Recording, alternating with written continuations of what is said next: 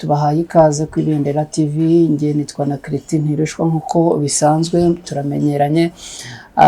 Tudatinze rero turi kumwe n'umutumirwa ni nkuko bisanzwe. Uyu munsi twerekeje muri cya gice twahariye ubuvugizi.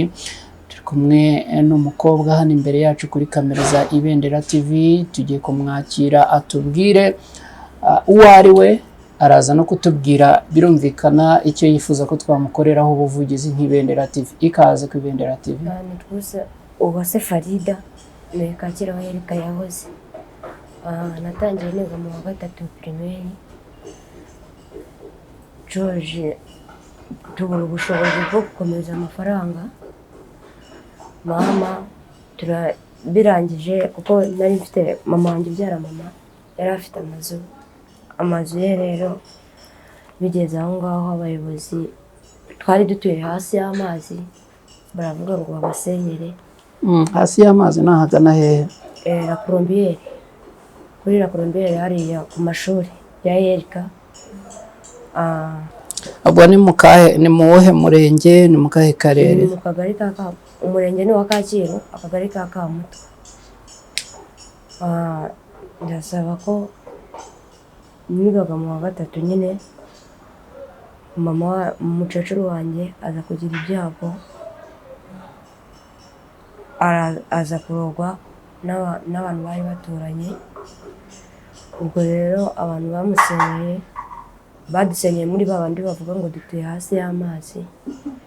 Bamaze kudusenyera tujya gutura. Babasenyeye mu wuhe mwaka? Hashize imyaka 2 nimba atari 3. Uyu ni uwa gatatu. Ubu hashize igihe rero tujya gushaka amazu. Bari kuvuga ko babasenya muri 2019. Yego. 2019. Ubwo rero bamaze kudusenyera baratubwira ati bazatwishyura amezi 2. Amezi 2 ashize tujya kongera kwaka andi baratubwira ati ntabwo ari twe twenyine basenyeye. Tujya kujya ku mujyi wa Kigali. Umujyi wa Kigali baratubwira ati nitwe turetse. Ariko nyine tutari twagera aho ngaho barabasenyeye gusa cyangwa babahaye ingurane byagenze? Ni ukuvuga barabasenyeye gusa birarangira. Batubwira ati bazatwubakira ariko ntabwo turabyumva ko ayo mazu ahari cyangwa adahari. Babasenyeye bababwira ko bazabubakira. Ni bande babasenyeye? Ni abayobozi b'akarere nabo kunoza bwo ku murenge. Mutuye mu murenge wa Kacyiru haye? Ubwo ni akarere ka Gasabo? Ni muri Gasabo. Ubwo rero bamaze kudusenyera batwishyura amezi 2. Amezi 2 ashize tujya kubabwira ko bari kudusohora mu mazu baratubwira ati ntabwo ari twe twenyine basenyeye nitwe twihanganye. Amezi 2 mwayishyuriwe n'akarere ka Gasabo mu mujyi wa Kigali n'umurenge wa Kacyiru? Umurenge wa Kacyiru watwishyuriye, amaze kutwishyura rero baratubwira ati nitwe dutegereje ngo amazu yacu ngo ari kubakwa. Ariko muri ayo mazu yacu ari kubakwa twarategereje, twarahebye. Aho nyuze hose, aho ngiye nyura hose ngenda nsaba ibiraka kuko mama wanjye yari afite akazi kadutunze, ariko nyuma yaho baramuhagarika. Ako kazi kari akahe? Yari umukirina. Umukirina ni umuntu ukora isuku? Yari umukirina mu bitaro. Mu bihe bitaro? Ntabwo navuga ngo ibitaro ni ibi kuko ntabwo nahita menya aho yakoreraga kuko ariko nari mazi. Ariko ni hafi y'aha ngaha ujya za Kinyinya. Yego.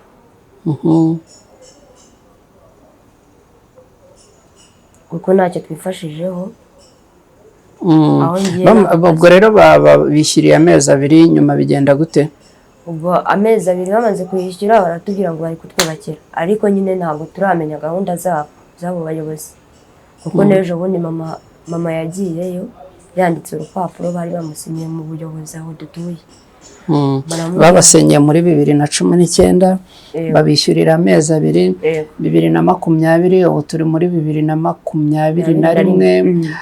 Uyu munsi ni tariki ya 1 z'ukwezi kwa 10. Ayo mezi yose ashize mubayeho mute muri ayo mezi? Muri ayo mezi tubayeho gute?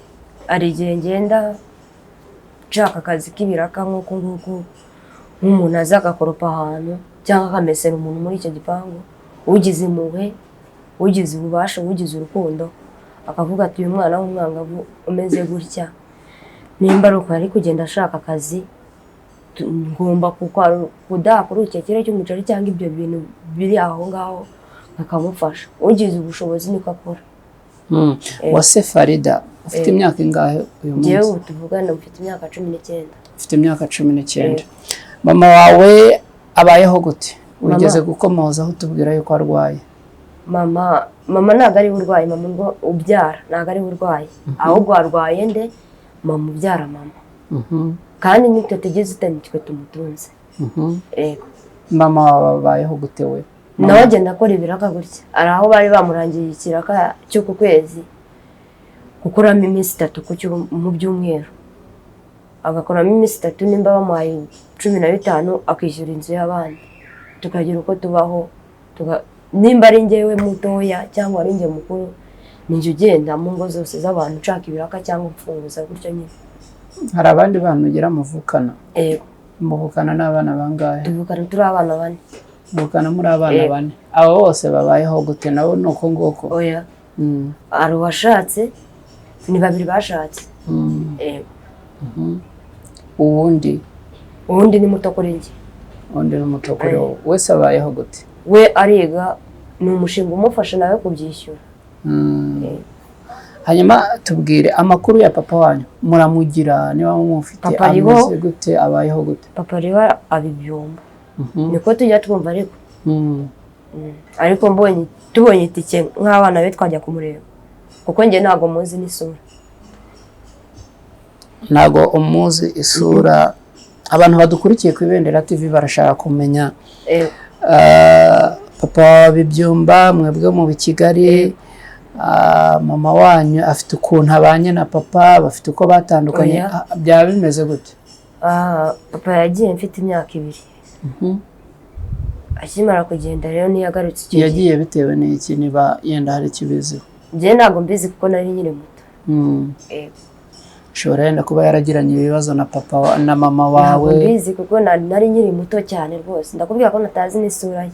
Iyo ubwiye mama wawe si yo mubwiye ko ibyo byose mubiganira mukamubwira ati dukeneye kumenya amakuru ya papa? Mama arakubwira ati shaka itike mukuru wakujyanayo niho wazi. Kuko njye ntago muzi. Ari n'igihe duhura gutya ngakamubwira n'ibyo bibazo cyane. Ibyo birashoboka. Kugeza ubu ngubu rero ukaba wifuza ko abantu badukurikiye ku Ibendera TV bagufashe ni iki kintu wumva umuntu yagukoreraho ubuvugizi? Njyewe icyo numva ni uko batwubakira cyangwa bakadushakira nk'aho tuba, kuko kwishyura amazu utarabimenyereye cyangwa utaragize ute ntabwo aba ari byiza. Nicyo kintu badufasha pe, kuko twese n'akazi dufite mu rugo. Wigeze utubwira yuko ubuyobozi bwabwiye ko buzabubakira? Iyo mubajije mama wanyu babwira yuko ayo makuru ageze hehe? Kandi nkubwira ko ejo bundi yajyanye n'igipapuro bakamubwira ngo ari mu cyiciro cya 3. Ari mu cyiciro cya 3 hanyuma bigenda gute? Icyo cyiciro cya 3 rero ubwo iyo wagiye mu cyiciro cya 3 cyangwa icya 2 uba urumva ko ntago bagufasha. Ni ukuvuga ngo bamubwiye ko ibyo bamubwiye byo ko bamusenyera baramubwiye ngo bazamwubakira. Ejo bundi bamushyira mu cyiciro cya 3. Ubwo rero turi kuvuga ngo diregitoma kuba yaragiye mu cyiciro cya 3 se byahise bivana yuko ngo batazamufasha. Ni ukuvuga ngo kuko mama bamubwiye ati wowe uyu munsi turaza kugusura n'undi muyobozi wo muri ako gace nyine baraza kuzana sinzi. Kuko niko bamusezeranyije ejo. Uyu munsi ku itariki ya mbere baraza kumusura. Natwe dutegereje icyo bari bumubwiye. Kuko ngo mama yari yahaririye ku murenge abatakambira ngo bamufashe. Ariko nyine baramubwiye ati we gitifu w'akagari yaramubwiye ati genda ubwire Ngeruka ati ko turi buzane iwanyu uyu munsi, ariko ntabwo turahamenya amakuru nimba bari buze kuko Ngeruka ninde? Ni umuntu uza w'akagari w'umurenge w'inuza wo mu gace nyine nk'uko nguko waba umuyobozi muri umuyobozi w'isibo. aha ngaho rero icyo wumva abantu bagufasha, icyo wumva ikikuri ku mutima, inigure noneho tugere ku musozo w'iki kiganiro. icyo numva ngewe bamfasha ni uko batuvugira ubuvugizi n'ahandi hose bakubakira uwo mukecuru kuko nta kintu yifashije, kuko barara badusohora mu mazu y'abandi. Bubakira umukecuru urwaye cyangwa bubakire mama wawe? Oya, bubakira umukecuru. Kuko bubakiye uwo mukecuru natwe twabone naho tujyayo, kuko n'ubundi niho twaba.